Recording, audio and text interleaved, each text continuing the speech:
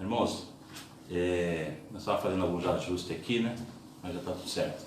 Pega a sua Bíblia, abra nos Salmos de número 139. Salmos de número 139. Nós vamos meditar em alguns versículos aqui nessa noite. Enquanto você acha aí na sua Bíblia, no seu celular, o Salmo de 139, eu vou ler ele, que diz assim: Senhor, tu me sondaste e me conheces. Tu conheces o meu assentar, o meu levantar. De longe entendes o meu pensamento. Cercas o meu andar e o meu deitar. E conhece todos os meus caminhos. Sem que haja uma palavra na minha língua. Eis que, ó Senhor, tudo conheces. Tu me cercaste em volta e puseste sobre mim a tua mão. Tal ciência é para mim maravilhosíssima, tão alta que não a posso atingir. Para onde me irei do teu espírito? Ou para onde fugirei da tua face? Se subir ao céu, tu aí estar. Se disser no Seol a minha cama, ou se fizer no Seol a minha cama, eis que tu ali estás também. Se tomar as asas da alva, se habitar nas extremidades do mar, até ali a tua mão me guiará e a tua destra me susterá. Se disser, de certo que as trevas me encobrirão, então a noite será luz à roda de mim. Nem ainda as trevas me escondem de ti, mas a noite resplandece como o dia. As trevas e a luz são para ti a mesma coisa. Pois possuíste o meu interior, entreteceste-me no ventre de minha mãe. Eu te louvarei, porque de um modo terrível e tão maravilhoso fui formado. Maravilhosas são as tuas obras, e a minha alma o sabe muito bem. Os meus ossos não te foram encobertos, quando no oculto fui formado, entretecido como nas profundezas da terra.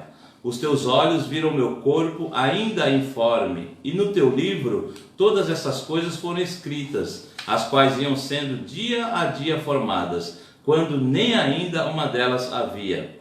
E quão preciosas são para mim, ó Deus, os teus pensamentos! Quão grande é a soma deles! Se eu os contasse, seriam em maior número do que a areia. Quando acordo, ainda estou contigo. Ó Deus, tu matarás de certo o ímpio. Apartai-vos, portanto, de mim, homens de sangue, pois falam malvadamente contra ti, e os teus inimigos tomam o teu nome em vão. Não aborreço eu, ó Senhor, aqueles que te aborrecem, e não me aflijo por causa dos que se levantam contra ti. Aborreço-os com ódio completo, tenho-os por inimigos. Sonda-me, ó Deus, e conhece o meu coração. Prova-me e conhece os meus pensamentos, e vê se há em mim algum caminho mau, e guia-me pelo caminho eterno. Amém? Nós vamos meditar nessa palavra nessa noite, mas antes da gente meditar nessa palavra, nós vamos ouvir a nossa irmã Thaís. Ela vai estar louvando a Deus com mais um hino, juntamente com toda a igreja neste momento, em nome de Jesus. E você que está aí nos ouvindo, né, e vendo, comece já, alguns já mandaram alguns pedidos, né, de oração, para a gente estar intercedendo, tá, neste momento, após a palavra. Vamos fazer uma oração, já fizemos no começo, vamos fazer mais outra oração, e sempre orando, irmãos, para Deus nos dar vitória, amém? Vamos ouvir nossa irmã Thaís.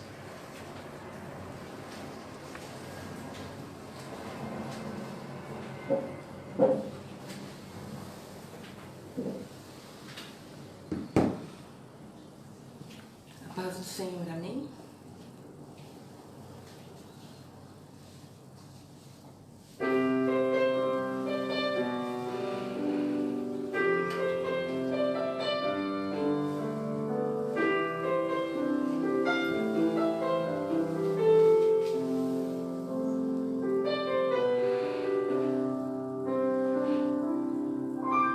Sonda-me, Senhor, e me conheces. Quebranta o meu coração. Transforma-me conforme a tua palavra, e enche-me até que em mim se ache só a ti. E então usa-me, Senhor,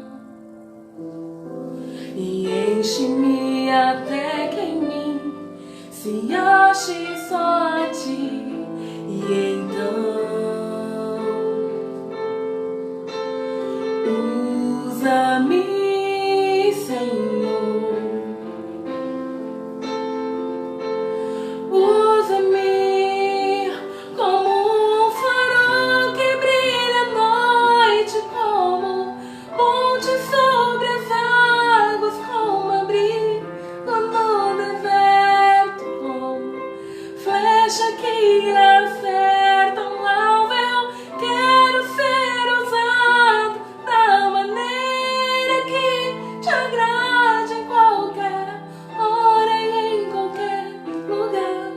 Eis aqui a minha vida, usa-me, Senhor.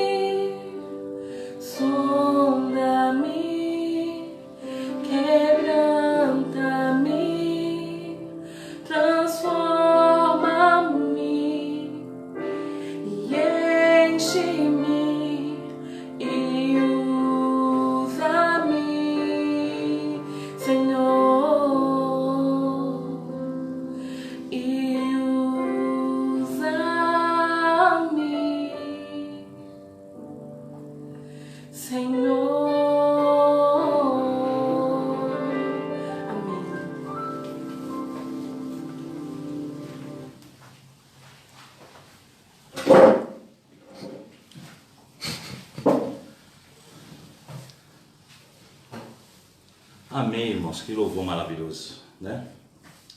Nós vamos meditar um pouquinho na palavra de Deus agora.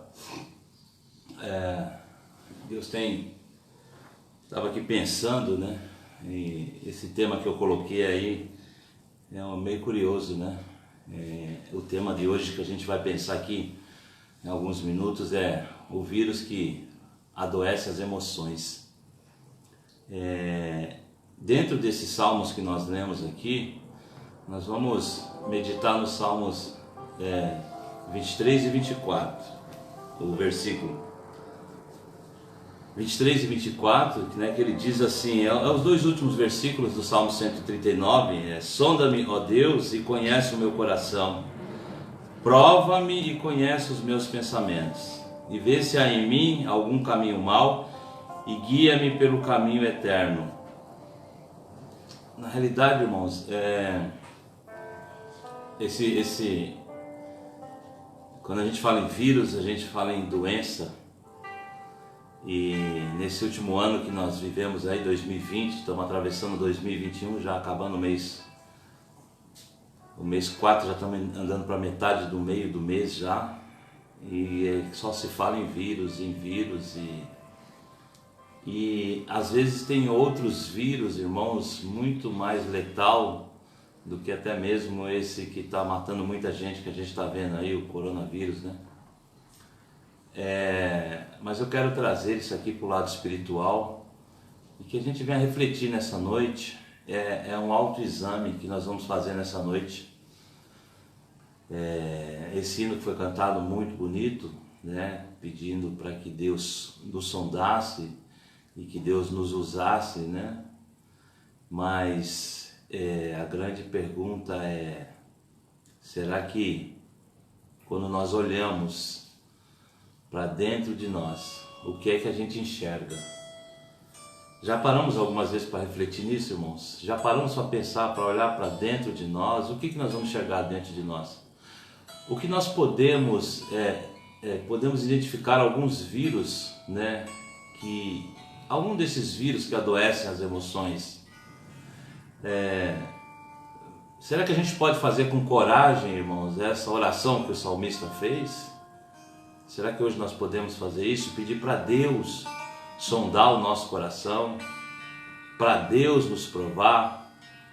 Deus conhece os nossos pensamentos e Ele foi mais profundo e Ele disse ainda: vê se há em mim algum caminho mau e guia-me pelo caminho eterno. Ou seja, se tiver alguma coisa, Deus, errada dentro de mim, muda a minha direção e me leva para um caminho eterno. A questão é, será que temos coragem de fazer essa oração hoje diante de Deus? Pedir para Deus ser sincero conosco, verdadeiro, e fazer a gente refletir nessa noite. Por exemplo, quando alguém fratura um membro, alguém cai, se machuca, enfim, uma perna, um braço, né? A pessoa caiu, quebrou um membro do corpo. E qual é o procedimento? Leva no pronto-socorro, corre, e quando chega lá tira um raio-x, né, para ter clareza, né, aonde está a fratura, para ver onde aconteceu realmente ali aquela fratura. O aspecto da ferida ou o tamanho do trauma e por aí adiante. Então, irmãos, a vida emocional, lembra que eu já falei para você que o ser humano ele é dotado 10% de razão e 90% de emoção. Então assim também é na vida emocional. Quando a gente se submete à nossa vida, a nossa vida interior, à luz do conhecimento de Deus. Aí identificamos aonde estão os nossos traumas a serem tratados. Então é muito mais simples nós olharmos para os outros e identificarmos alguma coisa do que olharmos para dentro de nós e ver o que nós precisamos mudar e ver o que nós precisamos melhorar. Então, irmãos, a cura e a restauração da alma são uma atitude de se enfrentar conscientemente, com maturidade.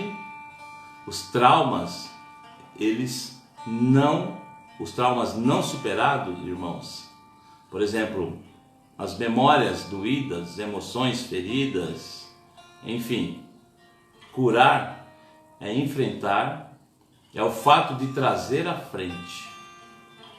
E é necessário uma revelação bem definida de como está a estrutura da nossa personalidade. E hoje eu quero que você e eu aqui nós possamos pedir para que Deus passe um raio-x dentro das nossas emoções, dentro dos nossos sentimentos, e que vê o que precisa acertar.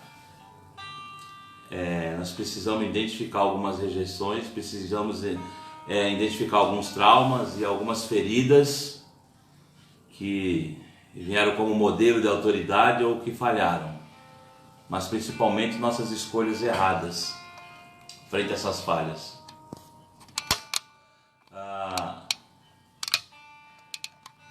A pergunta é... Peraí, irmão, pulou aqui.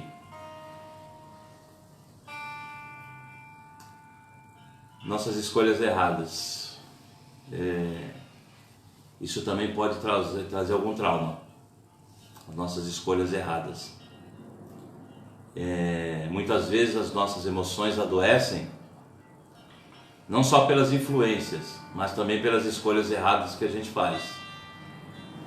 Então o estado do coração ele compromete as nossas atitudes e também a qualidade de vida. Então precisamos entender o que está impedindo o desenvolvimento da nossa saúde emocional. Nós vamos entender isso, nós vamos fazer um check-up hoje.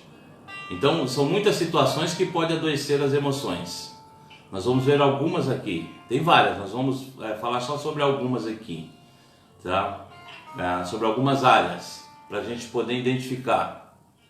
Se você se identificar em alguma dessas áreas aí, quando você for orar, peça que Deus e o Espírito Santo te ajude a trabalhar nessa área e que essa área haja mudança, né? Porque a vida do cristão ela é feita de mudança. A primeira área, irmãos, que nós temos que ver é a área, vamos colocar aqui, a área das trevas. Em Provérbios 28, versículo 13, diz assim: o que encobre as suas transgressões nunca prosperará, mas o que as confessa e deixa alcança misericórdia. Vamos trabalhar agora na área de trevas. O que é isso? Que área de treva é essa? Que vírus que é esse, né? São situações não resolvidas. São pecados não confessados. São medos e traumas sufocados. São abusos que consistem em área de trevas, comprometendo a nossa saúde emocional e aprisionando em um estilo de vida de sofrimento. Podemos perceber que essa área de trevas gera algumas doenças, irmãos. Isso é sério, gera algumas doenças emocionais. E que essas doenças emocionais, elas acabam até migrando para o nosso físico. Por exemplo, estresse, depressão, síndrome do pânico, desordem de humor, sabe? Aquela pessoa que é bipolar, né? Então tem grande possibilidade dessas doenças terem raízes nessa área de trevas aqui que a gente está falando, podendo gerar doenças psicossomáticas. O que é isso? Doenças da cabeça, psicossomáticas, onde o indivíduo, por exemplo, faz todo tipo de exame e não encontra nenhuma alteração no organismo, né? Mas os sintomas estão ali, ele existe, e ainda insiste em permanecer. Eu me lembro que alguns anos atrás eu sofri um mal súbito de infarto e fiz um monte de exame e não foi detectado nada. E o médico falou para mim que eu não tinha nada, todos os exames tinham dado tranquilo. O problema era estresse. Então, às vezes, aquelas pessoas que ficam guardando muita coisa, a pessoa que desabafa, a pessoa que fica guardando as coisas para ela, isso tudo, irmãos, pode gerar problema na área física. E de repente ela vai no médico, faz tudo quanto é exame e não detecta nada. Mas a doença ela existe, ela está ali, né? Então, fisicamente você não consegue encontrar, porque psicologicamente essa doença está aí e ela existe, né? Então, para lidar com esse vírus que adoece as emoções, né, é necessário, irmãos, por exemplo, a gente estar disposto a construir um tipo ou um estilo de vida de transparência. Afinal de contas, nós estamos na igreja, nós temos um Cristo ao qual nós servimos e acreditamos nele, mesmo que ainda não ouvimos, mas acreditamos pela fé, né?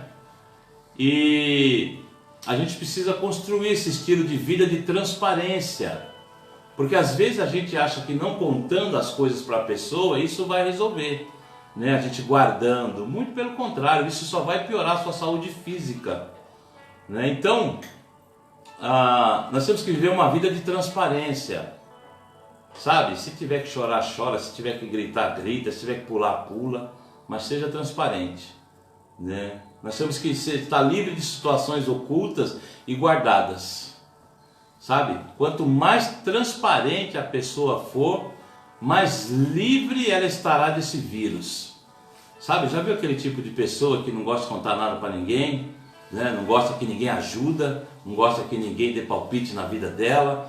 Irmãos, nós estamos na igreja, nós servimos a um Deus, e se você não começar a colocar isso para fora, isso vai trazer uma doença muito séria. Tá certo que infelizmente tem muitas pessoas que nós não podemos confiar, mas existem sim pessoas boas em quais nós podemos confiar e nos abrir, nos falar com ela. Então, esse vírus, né, nessa área de treva, a gente tem que aprender a lidar com isso e não guardar, irmãos. A gente precisa ser transparente. Sabe quando a gente ou namora, né? Enfim, ou noivo, ou já é casado, né? E aí a mulher sempre pergunta, você chega tal e ela pergunta assim, fala para você assim, o que você tem? Você fala assim, nada. Não, você tem. O que você tem? Você fala, nada. O que você tem? Nada. Sabe? Aí ela pergunta tanto que vai chegando um momento que você fica nervoso, né? E daí você fala, eu não tenho nada, para de me perturbar. E ela fala assim, eu te conheço, eu sei que tem alguma coisa. E daí talvez não seja o momento de você falar, não, porque talvez seja algum problema que você está enfrentando, e naquele momento que ela te perguntou, você não está preparado psicologicamente para falar com ela. Mas que tem um problema, tem. E esse problema, ele precisa ser falado, ele precisa ser conversado, para que isso não te traga um trauma pior. De repente, digamos, por exemplo, o que o versículo diz, né? Voltando aqui em Provérbios 28:13, o que encobre as suas transgressões nunca prosperará. Ou seja, né, a pessoa está cometendo pecado, a pessoa está errando ou fez alguma outra coisa que não condiz com as escrituras, a pessoa fez algo que não confessou, né? Deus sabe que ela fez, e isso vem sentindo um sentimento de culpa, um peso sobre as costas tão grande até ela confessar. Até ela confessar, ela desabafar, tá? Com pessoas certas, pessoas corretas, né? E deixar isso, não cometer mais, porque o versículo diz assim, mas o que as confessa e deixa, alcança a misericórdia. Então a questão não é só pecar e depois ir lá pedir perdão. Não, a Bíblia diz que tem que deixar, não cometer mais, tá? Isso faz parte. Área de treva, porque aquela área oculta, escondida, que só você sabe e Deus sabe, são áreas que precisam ser trabalhadas. Então vamos trabalhar nessa área. Eu não sei o que você tem escondido nesses dias, eu não sei o que você tem feito nessa pandemia, eu não imagino com quem você tem andado, com quem você tem falado, o que você tem feito no quarto, no banheiro, enfim, qualquer lugar que você estiver, né? Mas se tiver feito algo que tem desagradado a Deus nesse dia, nessa noite, é o momento de diante de Deus e confessar que errou e diante de Deus, né, para que você seja livre desse peso e possa estar em comunhão com Deus tranquilamente, porque nós não conhecemos ninguém conhece ninguém, nem na igreja nem fora da igreja, mas Deus conhece. Então por isso que nós precisamos sempre fazer essa autoavaliação de como é que está a nossa vida diante de Deus. Como é que eu tenho andado diante de Deus? Como é que eu tenho me comportado diante de Deus em meio a essa pandemia? Quais são as minhas reações? Quais são as minhas atitudes? O que eu tenho falado, o que eu tenho feito? Né? Se eu tenho errado, Senhor, peça perdão a Deus, deixa, não comete mais. E Deus alcança a misericórdia. Um outro vírus aqui que nós temos, irmãos, é o vírus da passividade. O que é passividade, né? Passividade é omissão, é indiferença, é inércia. Nós podemos colocar esses sinônimos dessa palavra. É o vírus da passividade. O que esse vírus ele pode ocasionar nas nossas vidas, né? Em Mateus 11:12 ele diz assim: desde os dias de João Batista até agora, o reino de Deus é tomado por esforço, ou tomado à força, e os que se esforçam dele se apoderam, né? Em algumas versões está escrito que o reino de Deus é tomado à força, né? Então, irmãos, na realidade, os céus a gente tem que se esforçar para poder chegar lá. Tem que se esforçar. E a passividade? Essa passividade, né? Essa omissão, essa indiferença, essa inércia, essa passividade, ela é uma inimiga, tá? Tanto da saúde emocional como da saúde espiritual. É isso que a gente tem que observar. Se nós não conseguirmos que a pessoa saia dessa passividade, nós estamos falhando em ajudá-la, tá? Então o maior perigo dessa passividade é quando ela é instalada, ela vai minando, ela vai tirando a força moral, tá? E vai se tornando a pessoa suscetível a imoralidades, a incapacidade de reagir frente a situações de pecados e tentações revela a intensidade da passividade.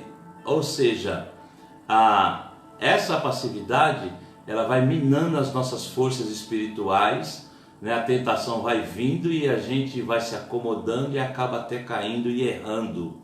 Esse vírus, ele é muito perigoso. Por exemplo, muitas famílias, elas são marcadas, né, quando essa passividade se instala. Por exemplo, quando a figura de um dos modelos de autoridade se anula, gerando uma disfunção. O que é isso, né? A figura do homem dentro da família, né? O provedor, né? O cuidador, é aquele que Deus confia para tomar conta do seu lar, né? Então essa disfunção, ela é gerada quando a figura do homem, ela é atingida dentro da família, que acaba levando esse pai ou esse marido à margem de suas funções. Ou seja, tem o papel do marido na casa e tem o papel da esposa. Cada um deve exercer a sua função. Mas quando essa passividade toma conta, por exemplo, do marido, ele deixa, né, de fazer o seu papel, delegando ou deixando tudo isso para a esposa, e esse vírus vai predominando dentro da casa e ele vai perdendo ele vai perdendo a total liderança dentro do próprio lar dele. Ele vai perdendo a capacidade de liderar o lar com o qual Deus confiou às mãos dele, né? Então, para poder liderar com esse vírus, para poder lidar na realidade com esse vírus, né? Um estilo de vida marcado pela iniciativa faz toda a diferença. Ou seja, aquele marido, tá, que ele não toma iniciativa para nada dentro da casa, sabe? A mulher fala para ele, olha, precisa disso, ele fala, tá bom, né? Ele fala, olha, ela fala assim, olha, tem que fazer isso, ele fala, tá bom. Precisa fazer aquilo, tá bom. Ou seja, é um camarada que já está naquela zona de conforto, já foi atingido por esse vírus da inércia, está paralisado dentro de casa. Então, para ele, né, ele acha que não está acontecendo nada, está tudo bem. Só que para o outro lado, para a família, para a esposa, está acontecendo muita coisa. Essa pessoa, ela precisa ter uma reação, ela precisa tomar uma postura, ela precisa tomar uma atitude de homem dentro do lar, homem cristão dentro do lar, de líder dentro do seu lar. Mas quando esse vírus invade a mente, o coração desse homem, no sentimento, para ele tanto fez como tanto faz, e automaticamente ele se esfria na fé e acaba até saindo da igreja, e acaba desmoronando todo o lar dele. Porque tem muitos, infelizmente, irmãos, que acham que toda a responsabilidade é da esposa. Sabe? É ela que tem que pagar a conta A, pagar a conta B, ela que tem que sair para trabalhar, ela que tem que fazer isso, ela tem que fazer aquilo outro. Por quê? Porque o camarada está na inércia, né? O camarada está parado, o camarada foi atingido por esse vírus, né, dessa passividade, que para ele tanto faz, entrou numa zona de comodismo. E hoje, infelizmente, tem muitos relacionamentos, muitos casamentos indo por água abaixo por causa disso. O homem não tem atitude a qual Deus o fez, ou qual Deus confiou para que ele fizesse dentro do lar. A esposa é uma ajudadora, mas a liderança é dele, é ele que comanda, é ele que indica, é ele que orienta a família, que orienta os filhos, né? Que diz como é que tem que ser feito, é claro, com a ajuda da esposa. Mas um homem atingido por esse vírus da passividade, irmãos, é muito difícil essa família progredir, é muito difícil essa família prosperar. Por quê? Porque está passando uma responsabilidade para a mulher que não é dela. Chega uma hora que ela não aguenta, irmãos, a família desmorona. Chega uma hora, irmãos, que ela fala assim, como a gente vê aí nesse mundo secular, muitas mulheres não querendo casar, porque falam, eu vou querer homem para quê? Só para me dar mais trabalho? Vou querer homem para quê? Né? Para ficar lavando roupa dele, isso, aquilo, aquilo outro. Vou querer homem para quê? Né? Por quê? Porque já estão se achando autossuficiente. Mas no pensamento de Deus, irmãos, a mulher é ajudadora, é auxiliadora. O homem tem que tomar postura, tem que tomar uma posição diante da família e diante de Deus. É o que Deus quer que todos nós homens fazemos, tá? Então não deixe que esse vírus da passividade tome conta de vocês aí, tá? Em nome de Jesus. Um outro vírus aqui, irmãos, é o orgulho. Esse quase ninguém tem, né? Orgulho, o vírus do orgulho, né? Tiago 4,6, ele fala assim, mas ele nos concede graça maior, Por isso diz a Escritura: Deus se opõe aos orgulhosos, mas concede graça aos humildes. Orgulho, irmãos, é um vírus que a gente tem que combater de frente. E nós temos, para tudo isso que eu estou falando aqui para vocês, nós temos a vacina. Já temos ela há mais de 2000 anos, né? É a palavra de Deus. Então basta ela ser aplicada no momento certo, na hora certa. Esse vírus do orgulho, irmãos, olha só, normalmente as pessoas não querem se apresentar como fracas, reconhecendo que um problema existe.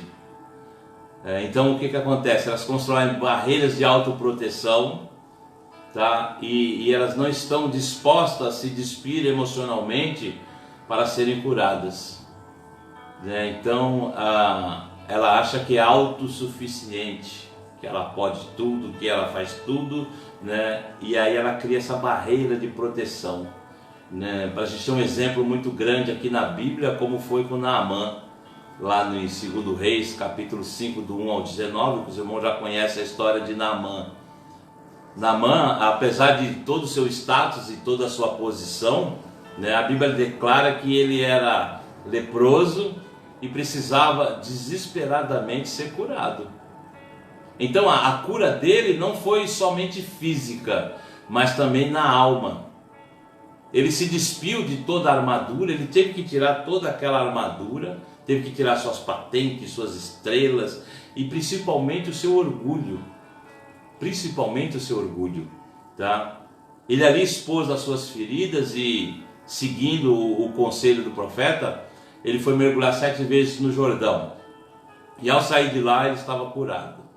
Estava curado no físico. E será que temos a mesma disposição para sermos curados, irmãos? Será que temos essa mesma disposição? O orgulho tem sido uma forte marca nesta geração que nós estamos vivendo, irmãos. Por exemplo, nessa pandemia que estamos passando, estamos atravessando, né? Quantas pessoas em dificuldades, quantas pessoas em sofrimentos, né? A gente às vezes até sabe como ajudar, mas a gente não pode ajudar. Sabe por quê? Porque devido ao orgulho da pessoa, tá? Aí acaba impedindo que essa pessoa reconheça que ela precisa de ajuda. É do tipo, não, ninguém manda na minha vida, eu faço o que eu quero, eu sei que direcionar a minha vida. Isso é orgulho, irmãos.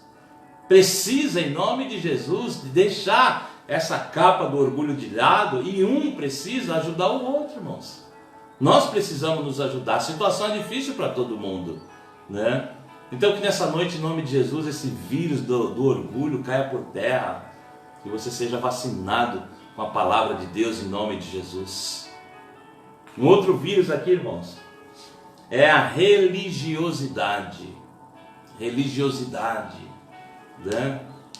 Em Lucas 12:11, a parte B tem assim dito: tenham cuidado com o fermento dos fariseus, que é a hipocrisia.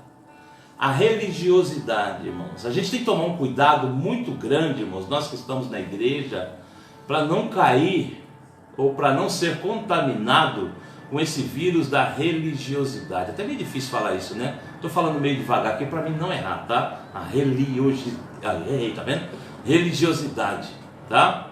Então, irmãos, a religiosidade, de novo errei. O que a gente pode entender com essa religiosidade? Acertei. Ela é como uma maquiagem, tá? Que encobre as áreas de derrotas e fracasso. Ela esconde a ferida e também impede que o remédio seja administrado. Então, essa religiosidade, ela nos faz cego, tá? Faz cego para quê? Para os nossos próprios erros, tornando a nossa consciência insensível ao arrependimento. Nós temos um grande número de pessoas assim, irmãos, que apesar de estarem dentro das igrejas, né, ainda estão cegas com relação aos seus próprios erros. Estão há muitos e muitos e muitos anos dentro da igreja e não conseguem enxergar os seus próprios erros, tá? Ou seja, elas ainda não entenderam que precisa mudar. Do jeito que estão, não vão chegar a lugar nenhum. Sabe? Pessoas amargas, pessoas apáticas, né? Pessoas que estão na igreja só para falar que são crente. Na realidade são religiosos. Então o Evangelho não nos ensina isso, tá? O nosso Evangelho é de transformação. Então, irmãos, o que acredita? Muitas vezes, irmão, tem pessoas que ministram outras pessoas, tá? Outras vidas, com um ar de superioridade. Ah, porque fez uma teologia, ah, porque canta bem, ah, porque lê bem, sabe? Fica achando, tá, que são alguma coisa a mais do que os outros irmãos. E não isso, tá? Isso chama-se religiosidade. Então, por baixo dessa religiosidade, existem feridas, tá, dessa pessoa religiosa. Existem feridas que elas precisam ser curadas e expostas. Então essa religiosidade que a gente está falando aqui, esse vírus da religiosidade, né, é aquela pessoa que vive uma vida de aparência, sabe? Na igreja é uma coisa, em casa é outra coisa, no serviço é outra coisa, sabe? Eu costumo dizer também que é o santarrão, né? Isso é um perigo, tá?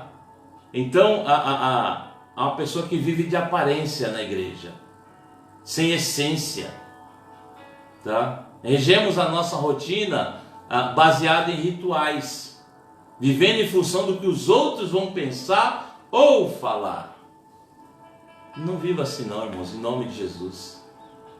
Seja um crente, seja um cristão, lavado e remido no sangue do Cordeiro. O que os outros vão pensar, o que os outros vão falar, é problema deles. Eles que têm que se incomodar. Nós temos que ser mais cristão na presença de Deus, ser mais humilde na presença de Deus, tratar todos bem, com o mesmo amor, com o mesmo carinho, sem fazer diferença nenhuma, independentemente da posição eclesiástica na igreja, porque Deus não faz acepção de pessoas. Deixemos de ser crentes religiosos só para mostrar que vai à igreja terça, quinta, sábado e domingo, só para mostrar que faz, que ora mais que um e ora mais que outro. Isso não é o verdadeiro cristão. O verdadeiro cristão é aquele que reconhece as suas falhas diante de Deus e cada dia procura ser um pouquinho melhor para com os irmãos e para com Deus. Tome cuidado com esse vírus da religiosidade. Ele acaba te matando espiritualmente. Muito da fala do discurso de Jesus estava voltado, irmãos, em combater esse tipo de atitude superficial, sabe? Ele confrontou a elite religiosa da época ali, que estava vivendo uma espiritualidade baseada em religiosidade e hipocrisia. Então, para lidar com esse vírus que adoece as emoções, irmãos, é preciso construir um entendimento de que espiritualidade é baseada em essência e não em aparência. O Evangelho é uma mensagem que age em nosso coração. Guarde isso, tá? Espiritualidade é baseada em essência e não em aparência. Lembra quando Deus falou que não vê, que Deus vê o coração da pessoa, né? Então é nosso coração que Deus vê. Então é por isso que nós precisamos tomar cuidado, irmãos, com esses vírus, tá? Que eu estou falando aqui nessa noite, está dentro de cada um de nós e nós precisamos eliminá-los, tá? E por último, irmãos, esse vírus aqui, ele é letal também. Esse é letal. É a falta de perdão. Esse vírus é letal. Tem que tomar muito cuidado. Marcos 11:25 ele diz assim: e quando estiverem orando, se tiver alguma coisa contra alguém, perdoem-no, para que também o Pai Celestial lhes perdoe os seus pecados. Marcos 11:25. Olha a importância da oração nesse momento. Olha a sensibilidade de ouvir o Espírito Santo nesse momento. E a gente sabe que Deus faz lembrar. Então, muito cuidado, irmãos. a falta de perdão, esse vírus, irmãos, da falta de perdão, ele tem se tornado uma grande armadilha, sabe, aprisionando muitas pessoas em um quadro emocional de amargura, frustração, sabe? A gente sempre ouve falar com facilidade que a gente precisa perdoar. Olha, você precisa perdoar, você precisa perdoar, você precisa perdoar, você precisa perdoar. Ah, não, irmão, precisa perdoar. Ah, não, irmão, precisa perdoar, né? Mas na realidade, irmão, na prática, não é fácil assim. Não é tão fácil assim perdoar. Sabe por quê, irmãos? Porque o perdão, ele não é um sentimento. Entendam isso. Guarde isso. Lembre-se disso. Perdão não é um sentimento. Fala bem devagarzinho para a gente entender. Nunca vamos sentir de perdoar ninguém. Ah, irmão, você precisa perdoar fulano de tal. Ah, eu não senti. Quando eu senti de perdoar, aí eu vou perdoar. Errado. Perdão a gente não sente. Perdão não é um sentimento, tá? Perdão não é sentimento. O perdão, irmãos, é uma decisão. Perdão é uma decisão, tá? Eu não tenho que sentir para poder perdoar. Eu tenho que decidir para poder perdoar. Certo? E por outro lado, irmãos, é um processo, tá? Então a falta de perdão, ela nos faz ligados ao ofensor. Se a gente não decidir pedir perdão para a pessoa, a gente sempre vai estar ligado com isso na mente e no coração, tá? Então, cabe a gente decidir, tá? De que maneira a gente quer estar vinculado a essa pessoa que nos machucou.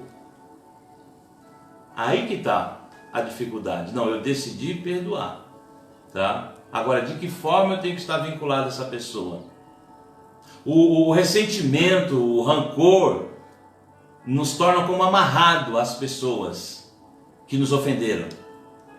Então, a gente carregando esse tipo de peso até o ponto de todas as nossas forças se acabarem. Então, irmãos, perdão não significa fingir de que nada aconteceu. Isso não é perdão, tá? Esse vírus é letal.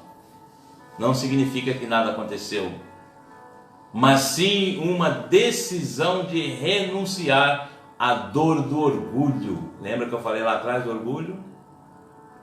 Renunciar à dor do orgulho ferido, entregar essa causa. Então, perdão, irmãos, não significa que eu tenho que transformar a pessoa perdoada no meu melhor amigo para provar o perdão. Não preciso. Então, a melhor maneira de lidar com esse vírus que tem adoecido e muita gente, tá? A vida das pessoas é enfrentar essa dor e resolver o perdão. Decidir perdoar, tá? Por quê? A gente tem que decidir, porque não vale a pena, irmãos. Não vale a pena você carregar essa mágoa, essa amargura dentro do seu coração a vida inteira. Porque esses sentimentos, eles são tóxicos e eles criam raízes profundas na nossa vida. E isso pode acabar com a nossa vida espiritual. Então combata, irmãos, em nome de Jesus, esses vírus da emoção. Combata esses vírus, irmãos. Olhe para dentro de você nessa noite. E que Deus, através do Espírito Santo, irmãos, façamos que nós venhamos refletir um pouquinho mais, pensar mais nessa nossa área de trevas, pensar o que está oculto, o que está escondido, que eu preciso falar com Deus, eu preciso confessar com Deus, eu preciso eliminar esse vírus da minha vida, eu preciso eliminar o vírus da passividade, que é a omissão, que é a indiferença, que é a inércia, ficar parado. Eu preciso eliminar esse vírus. Eu preciso eliminar o vírus do orgulho, irmãos. Eu necessito. E eu também preciso, irmãos, não ser aquele crente religioso. Eu preciso eliminar a religiosidade.